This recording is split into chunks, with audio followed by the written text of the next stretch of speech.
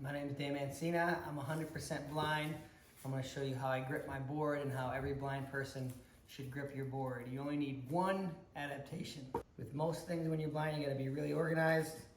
Keep all your tools in the same spot, otherwise you'll spend most of your time trying to find things. So, first, take off her beautiful dress here. And I dropped that.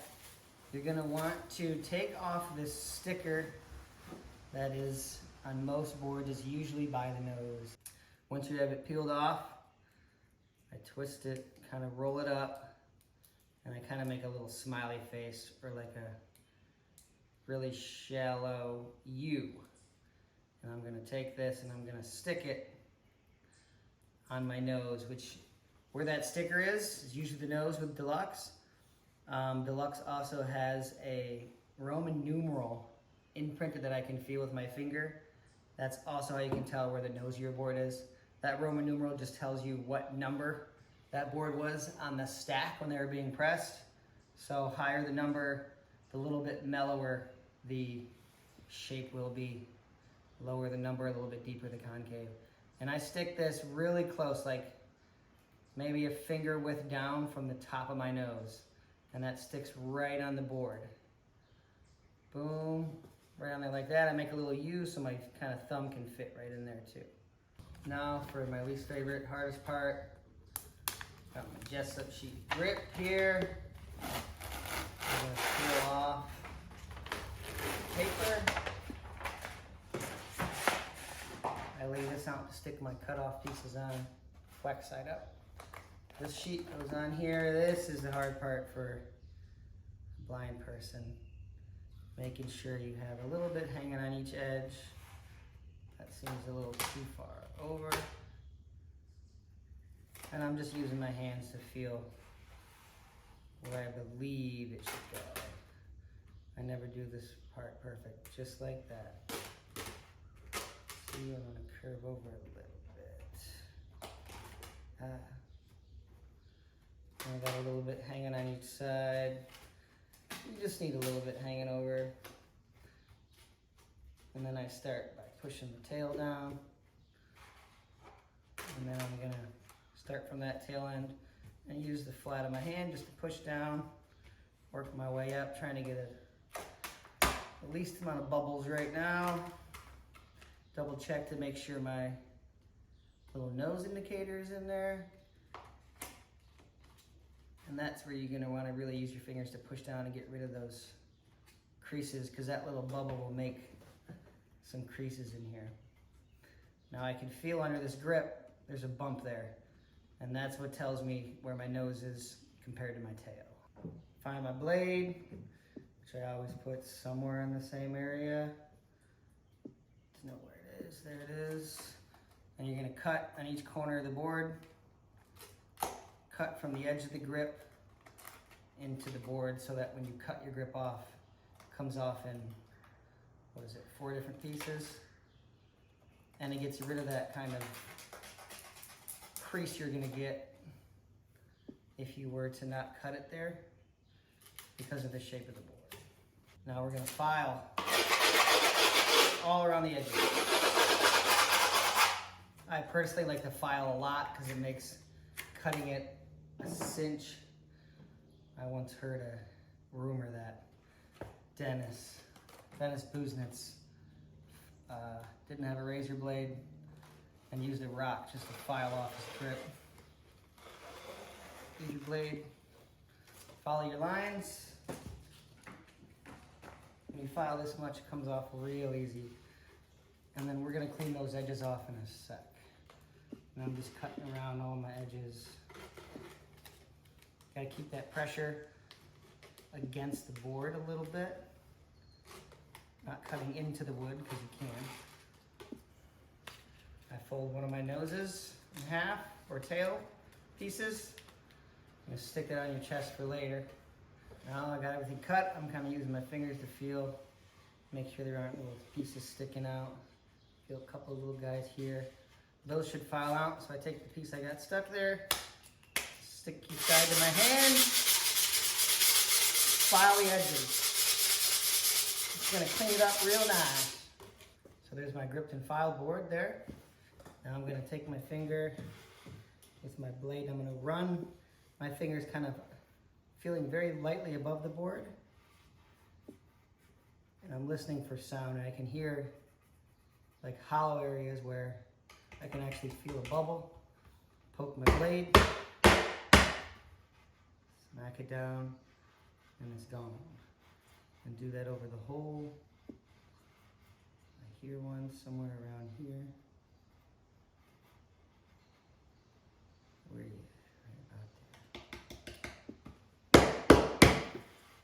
Do that over the whole board.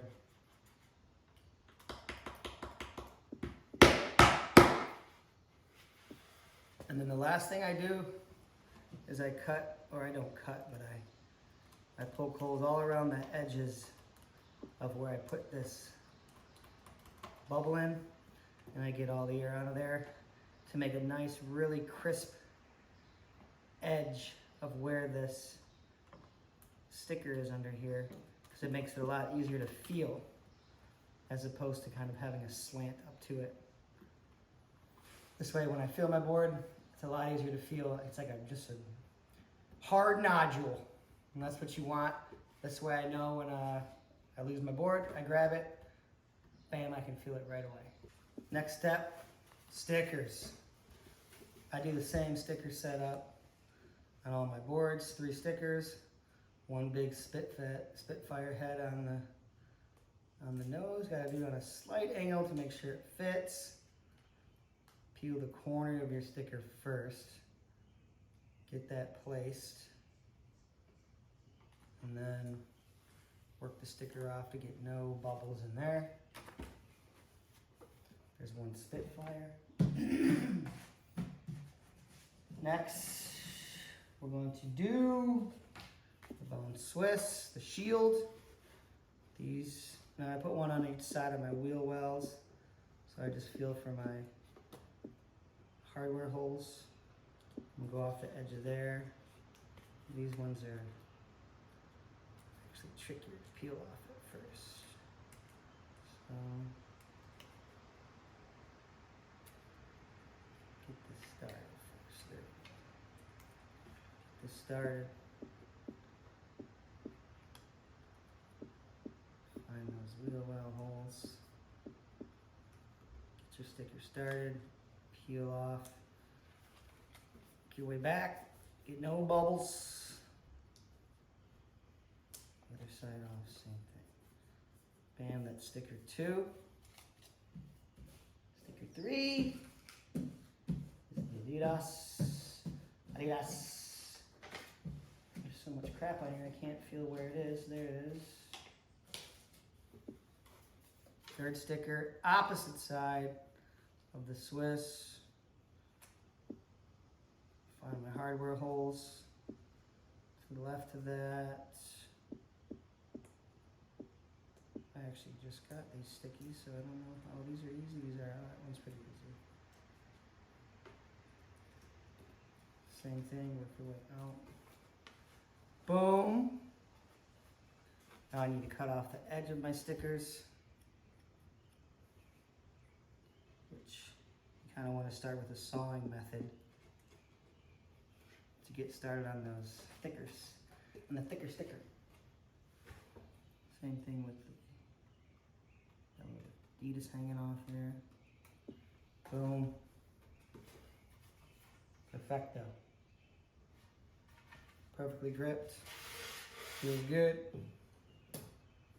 Now the step many people skip.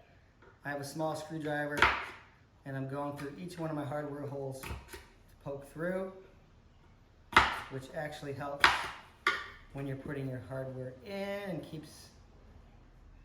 makes less little bumps and creases when you tighten your hardware down. And I like to not only poke through, but flip the board back over, go through the same holes, and then kind of rotate the screwdriver and really get rid of that excess grip. So we have our nicely gripped board. I'm going to stick my hardware in here, So I ride it's an 806. It's the True Fit shape, real. Thunders are, what is it? I think they're called a 147, I think. I don't know, I used to skate a 775, equivalent to like an Indy 139. And then I got my nose and tail. Don't mix those trucks up, or else it's gonna feel a little funky when you're riding. And then when I take my bolts and nuts off, it's gonna be to kind of conserve your stuff. You want them to last a long time. When you're unscrewing them, you kind of unscrew a little bit and then retighten. Unscrew more, retighten. And it kind of keeps the thread on there if you want them to last a little bit longer. So slapping these dudes on here. Kingpin facing towards the middle of the board, obviously. Don't want to mix that up. I just keep everything in my pocket. And this is where I always drop one and it's gone half the time. But yeah, and then wheels, I'm right around a 51, 50, 51. I've been going a little bit smaller, but I skate them a long time. I skate them until like they're in the 40s, man. But yeah. Now when you're tightening your bolts, the harder you hold your screwdriver or Allen key, most people prefer Allen, it doesn't strip as much. The harder you hold that, the less you let that rotate as you tighten. That prevents you getting those little creases that you'll see under your bolt if you let that kind of rotate or slip as you tighten. Hold those, and then once I get everything flush to your board, I go back and hit everyone just a little bit, and you'll feel that first bolt you started with will actually snug up just a little bit. And this, I never get loose hardware when I do that. I also have new shoes, some crispy Booznits.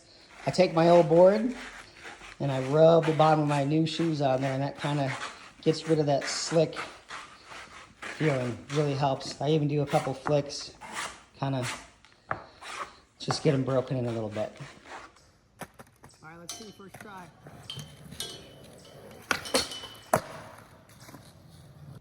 Kid tested, Dan approved.